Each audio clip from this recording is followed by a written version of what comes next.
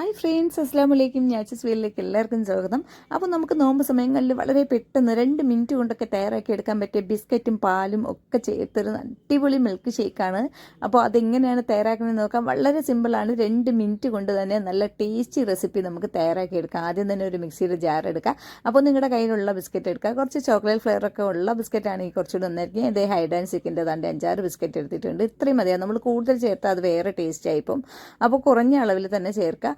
അപ്പോൾ 2 ഗ്ലാസ്സിന് ഞാനിപ്പോൾ ഒരു 6 ബിസ്ക്കറ്റോളം ചേർത്ത് കൊടുത്തിട്ടുണ്ട്. ഇനി നമുക്ക് നമ്മുടെ കയ്യിൽ എന്തെങ്കിലും നട്ട്സ് ഉണ്ടെങ്കിൽ കുറച്ച് ചേർത്ത് കൊടുക്കാം. ഞാനിപ്പോൾ ഒരു 5-6 ബദാം ചേർത്ത് കൊടുത്തിട്ടുണ്ട്. ഉണ്ടെങ്കിൽ ചേർത്ത് കൊടുക്കുക, അല്ലെങ്കിൽ അത് ഒഴിവാക്കാവുന്നതാണ്.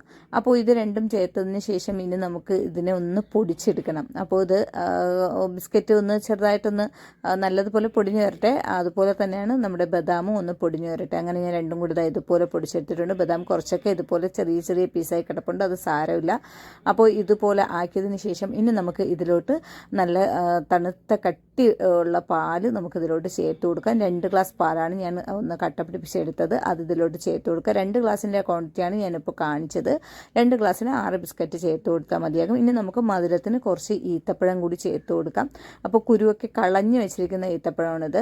അപ്പോൾ നിങ്ങൾക്ക് ഈത്തപ്പഴത്തിന് പകരം മധുരം പഞ്ചസാര വേണമെങ്കിലും ചേർത്ത് കൊടുക്കാം. ബിസ്ക്കറ്റിൻ്റെ ചെറിയൊരു മധുരമേ കാണുള്ളൂ. ഈത്തപ്പഴമാണ് ഞാനിപ്പോൾ ചേർത്തിരിക്കുന്നത്.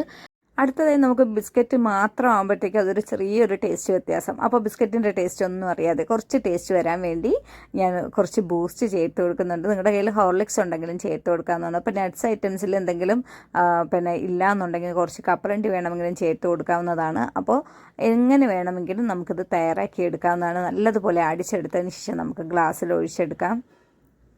അപ്പോൾ ഇതാ കണ്ടല്ലോ, ഇതുപോലെ നല്ല അധികം ഭയങ്കര കട്ടിയായിട്ടല്ല കേട്ടോ, കുറച്ചൊന്ന് ലൂസായിട്ടാണ്. അപ്പോൾ ഞാൻ പാലെടുത്തതും അതുപോലെയാണ്. നമുക്കിത് നല്ല കട്ടി പാലിൽ തന്നെ ചെയ്യണമെന്നില്ല. നമുക്ക് കുറച്ച് നല്ല തണുത്ത പാലിൽ ചെയ്താലും മതിയാകും. അപ്പോൾ എന്നിട്ട് ഇതിന് ശേഷം നമുക്ക് കുറച്ച് ബിസ്ക്കറ്റ് ഒന്ന് മീതെ ചേർത്ത് കൊടുക്കാം.